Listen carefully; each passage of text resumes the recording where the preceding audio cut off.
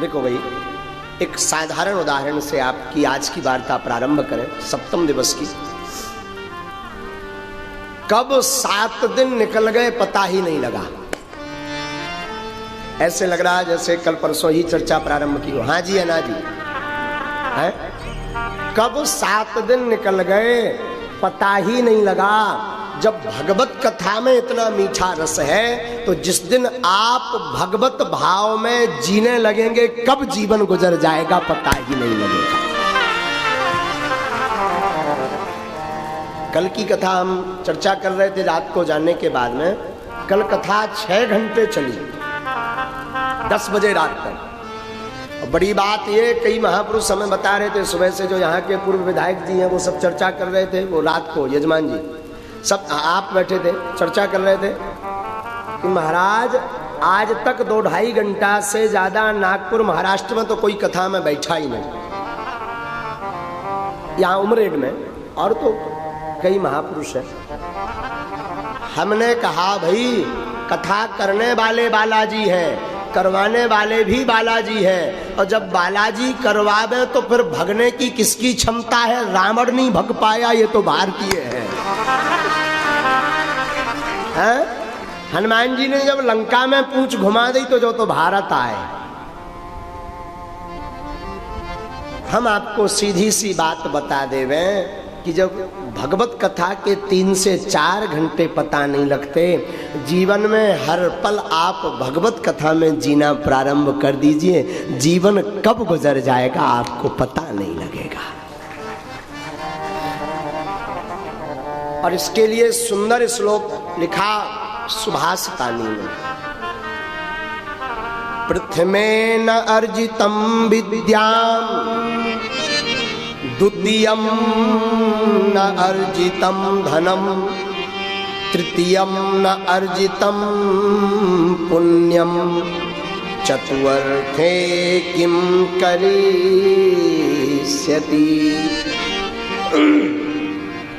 श्रीमान महापुरुष ने लिखा प्रथमेन अर्जिताम विद्याम, जिसने प्रथम अवस्था में विद्या ग्रहण नहीं की।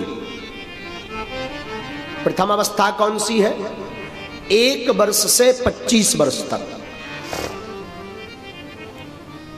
द्वितीयम न अर्जितम धनम, जिसने दूसरी अवस्था में धन नहीं कमाया। दूसरी अवस्था कौन सी है? 25 से 50 वर्ष। तो तृतीयम न अर्जितम पुण्यम, जिसने तीसरी अवस्था में सत्कर्म पुण्य नहीं कमाए। तो चतुर्थे किम करिष्यति। महापुरुष कहते वो फिर बुढ़ापे में चौथी अवस्था में कुछ भी नहीं कर सकता। इसमें एक शंका उत्पन्न होती है, महाराज आपने इस श्लोक में तीसरी अवस्था में सत्कर्म बताया, तो बुढ़ापे में भजन करना चाहिए इसका मतलब? महापुरुष बोले नहीं नहीं नहीं, अर्थ का अनर्थ मत कीजिए। तीसरी अवस्था में सत्कर्म के लिए नहीं कहा, अपितु महापुरुष कह रहे प्रथम अवस्था और द्वितीय अवस्था और तृतीय अवस्था। जिसने प्रारंभ से तृतीय अवस्था तक भगवत भजन नहीं किया, वो चौथी अवस्था में राम नाम सत्य के अलावा कुछ नहीं कर सकता। मरने के अलावा कुछ नहीं कर सकता। मतलब हर पल हर क्षण भगवत भजन कीजिए। क्या कीजिए हो? क्या कीजिए? भगवत भजन कीजिए। क्यों? एक बात और, कई लोग कहते हैं महाराज भजन बुढ़ापे का है, बुढ़ापे में कर लेंगे, क्या बिगड़ जाएगा। ठीक है, अच्छी बात है, पर आपके पास सर्टिफिकेट थोड़ी है कि आप बुढ़ापे तक जिएंगे। शायद बीच में ही टपक गए, फिर क्या करेंगे? है? बीच में ही टिकट कट गई, फिर क्या करेंगे? क्या करेंगे? इसलिए भैया छुटका छुटका बच्चा को, छोटे छोटे बच्चों को, अपने बच्चों को कथा सुनाओ, रोज उनसे हनुमान चालीसा का पाठ करवाओ, और अपने बच्चों के मस्तक पर तिलक और कंठे में माला, गले में माला तुलसी की जरूर डालो। किसी की उम्र का कोई ठिकाना नहीं। ईश्वर ना करे ऐसा कभी हो, धोखे से हम बिना उम्र के चले भी जाए तो कम से कम भगवत भक्ति करके मरे तो दूसरा जन्म मानव का मिले। लोग कहते महाराज इसकी क्या जरूरत है? जरूरत है, सर्टिफिकेट नहीं है आपके पास। वृंदावन में एक संत हुए, बड़े दिव्य महात्मा हुए, उनका नाम था महाराज दुर्लभ बाबा। क्या नाम था? दुर्लभ बाबा। आहा हा, अद्भुत महात्मा हुए। ये कथा बड़ी प्यारी है दुर्लभ बाबा की, ब्रज की। ब्रज के परम रसिक श्री दुर्लभ बाबा जी गोविंद देव कुंड में रहते हैं।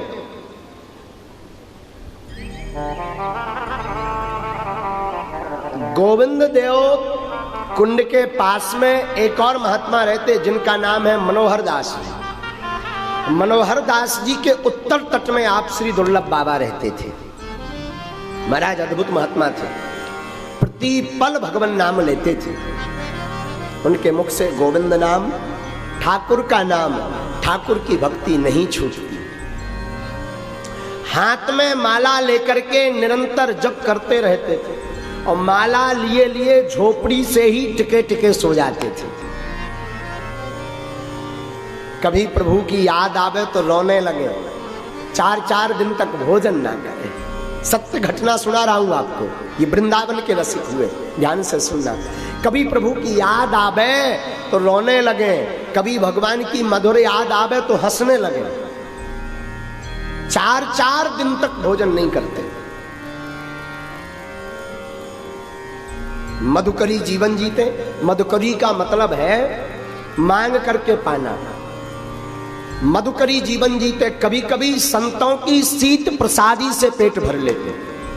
जब ज्यादा भूख लगती, भूख ज्यादा सताती, तो जो साधुओं का भंडारा वृंदावन में होता उसी में सबसे बाद में पहुंचते। जब सब महात्मा भोजन करके निकल जाते, उनका जो जूठन बचता, उस जूठन को बटोर कर माधव को भोग लगाकर पा लेते।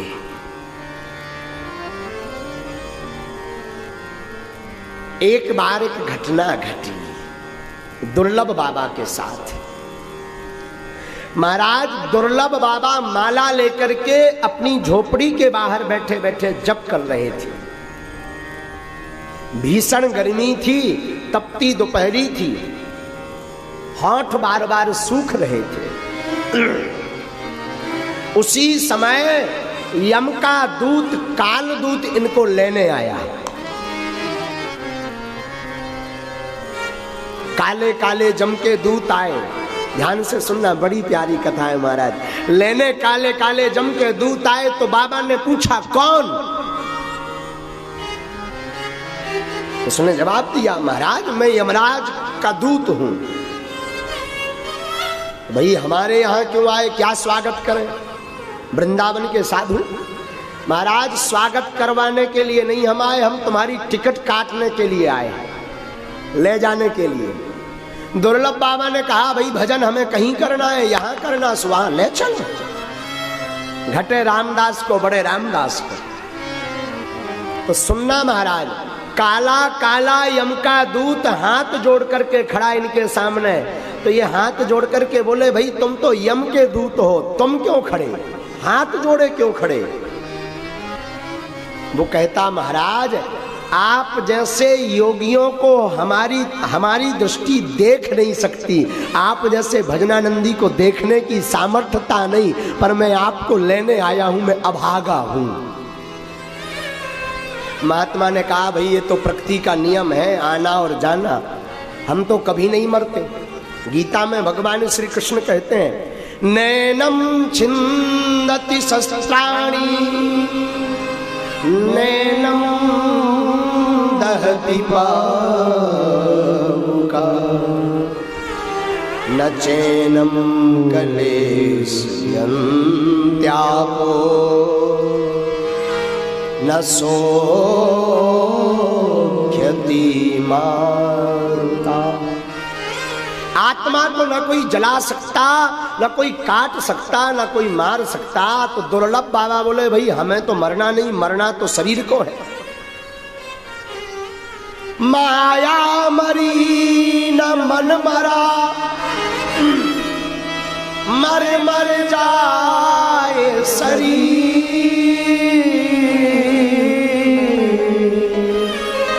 आशा कृष्णा ना मरी, कहे गए दास कबीर। मरना तो शरीर है। दुर्लभ बाबा कहते भाई